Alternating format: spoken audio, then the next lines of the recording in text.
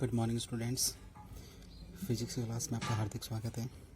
Last lecture में अपन ने देखा था एक गोलीय कोश के कारण विद्युत क्षेत्र की तीव्रता तीन प्रकार से होती है, गोले के बाहर, गोले के अंदर और गोले की सतह पे। अब इसका एक छोटा सा पोर्शन रह गया था, वो अपन पोर्शन पूरा करेंगे। वो पोर्शन है इनका ग्राफ। बहुत इंपॉर्टेंट है, ग्राफ भी कई बार पूछा जाता है और अगर बड़ा क्वेश्चन आएगा तो उसके साथ ग्राफ बनाना पड़ेगा। तो देखो, सबसे पहले ग्राफ के लिए आपको ऐसे पॉइंट बनाने पड़ेंगे। पहला पॉइंट, गोले के बाहर विद्युत क्षेत्र था E बराबर, फार्मूला लिखना है सीधा सीधा, sigma capital R square upon epsilon 0 small r square.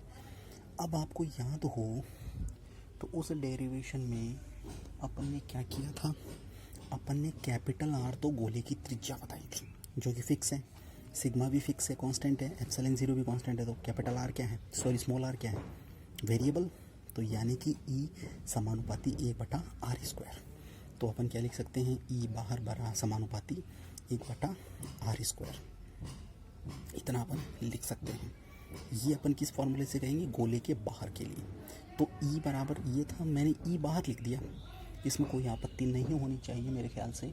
तो E बाहर समानुपाती 1/r स्क्वायर। फिर दूसरा, गोले की सतह पर, बेटा गोले की सतह पर फॉर्मूला था E बराबर सिग्मा अपॉन एप्सिलॉन 0। सिग्मा क्या है, रेखीय आवेश, पृष्ठीय आवेश घनत्व कांस्टेंट। एप्सिलॉन 0 क्या है, कांस्टेंट। तो E बराबर क्या आएगा, कांस्टेंट, यानी पृष्ठ पर E कैसा आएगा, नियत या कांस्टेंट। तो E सतह या E पृष्ठ बराबर नियत। ये बात अपन को पता चल गई।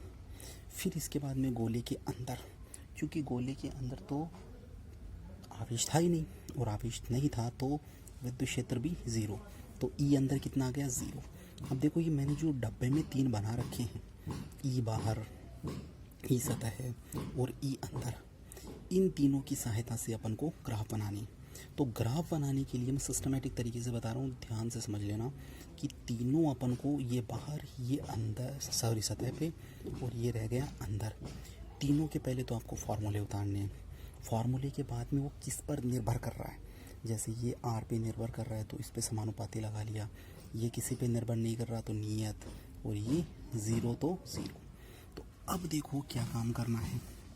ये तो है अपना गोला, गोलीय कोश, ठीक, मैंने गोला बना लिया। अब ग्राफ बनता है x एक्सिस और y एक्सिस दोनों में बनता है। तो मैंने ये तो x एक्सिस खींच ली इसकी नीचे वाली सतह से, और इसके केंद्र से पारित मैंने एक y एक्सिस खींच ली। ध्यान देना, मैं फिर से रिपीट कर रहा हूँ, एक गोला बनाया मैंने, गोलीय कोश, इसकी नीचे वाली सतह से तो x एक्सिस और ऊपर वाली पे y एक्सिस। अपन को ग्राफ किसके बीच में खींचना है, E तथा स्मॉल r के बीच में, क्योंकि यही वेरिएबल है, कैपिटल R तो कांस्टेंट है। तो नीचे तो क्या मैंने दूरी इंडिकेट करूँगा r। तो अगर इस पॉइंट से इधर की ओर धनात्मक है r, तो इधर r कैसा हो गया, ऋणात्मक। अब इस गोले की सतह से मैंने ऐसे डॉटेड खींचा, तो यहाँ से यहाँ तक की दूरी कितनी है, इस O बिंदु से यहाँ तक की दूरी कितनी है, प्लस आर ही है, और इस O से यहाँ तक की -r। भाई ये पॉजिटिव एक्सिस होता है, ये नेगेटिव, तो ये r बराबर +r है, तो इसको क्या r बराबर -r मानेंगे। ऊपर की ओर क्या जा रहा है, E, ऊपर की ओर ध्यान देना, E है विद्युत क्षेत्र। तो ग्राफ किस में आ गया, E तथा R में, ठीक। अब गोले के अंदर ध्यान से देखिए बेटा, गोले के अंदर क्या है, गोले के अंदर 0 है, तो गोले के अंदर इसका कोई भी ग्राफ नहीं आएगा। तो मैंने क्या लिख दिया, E अंदर बराबर 0, ठीक। अब मैं गोले के बाहर की बात करता हूँ। E बाहर समानुपाती है 1/r स्क्वायर। अब व्युत्क्रमानुपाती के लिए, और वो भी स्क्वायर में, वो कैसा ग्राफ आता है, वो कुछ इस प्रकार का ग्राफ आता है, यानी नीचे गिरता हुआ। तो इस तरफ से तो मैं इस, ध्यान देना, ये सतह के बाहर, गोले के बाहर है, ये देखो E बाहर है, तो गोले के बाहर लेना है, यानी इस बिंदु से यहाँ बाहर से मेरे को नीचे घटते क्रम में दिखा देना है। तो ये E बाहर समानुपाती 1/r स्क्वायर, ठीक, यानी ये बाहर है, और इधर भी बाहर ऐसा ही ग्राफ आएगा जैसा ये ग्राफ है, जस्ट इसका उल्टा ये वाला ग्राफ हो गया।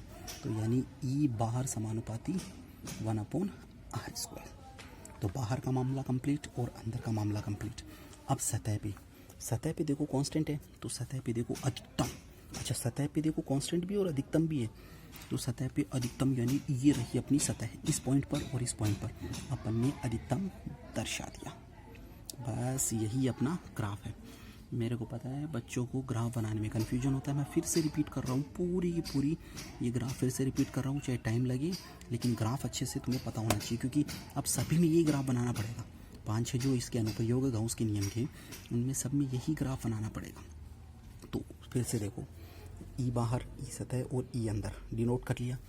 अब यहाँ पर गोला बना लिया, हर में ऐसा ही काम करना है, सभी में ऐसा ही काम करना पड़ेगा। नीचे वाली सतह से अपन को एक्स एक्सिस खींचनी है, खींच ली। उसके बाद में इसके केंद्र से पारित अपन को एक वाई एक्सिस खींचनी है। एक्स एक्सिस पे मैं आर रख दूंगा, स्मॉल आर, और वाई एक्सिस पर रख दूंगा मैं ई, कैपिटल ई। ठीक है, इधर इस बिंदु के इधर पॉजिटिव है तो इस बिंदु के इधर नेगेटिव आएगा, इधर ई बढ़ता रहेगा। ई वो बात की बात करेंगे, पहले बाहर देख लेते। सबसे पहले मैंने आपको अंदर बताया था, अभी मैं बाहर बता रहा हूँ, बाहर देख लेते। तो देखो, ई बार समानुपाती 1/r² है, तो बाहर 1/r² है, यानी व्युत्क्रमानुपाती है। व्युत्क्रमानुपाती के लिए घटते क्रम में। अब दिक्कत ये आती है कि बाहर कहाँ, भाई गोले के बाहर है, तो गोले के यहाँ तक तो गोले की सतह है, और ये गोले का अंदर है, ये भी गोले का अंदर है, ये गोले की सतह है। तो मैं गोले की सतह से बाहर, ये सतह से बाहर इस तरफ लेके आऊँगा, तो इस तरफ लेके आऊँगा तो ये क्या हो गया, ई बाहर समानुपाती 1/r², क्योंकि 1/r² या व्युत्क्रमानुपाती के लिए इस प्रकार से आता है। ठीक है, इस प्रकार से ग्राफ गिरता है। तो ई बाहर जैसा ये है वैसा ही है, क्योंकि ये क्या है, सममिति है इस गोले में।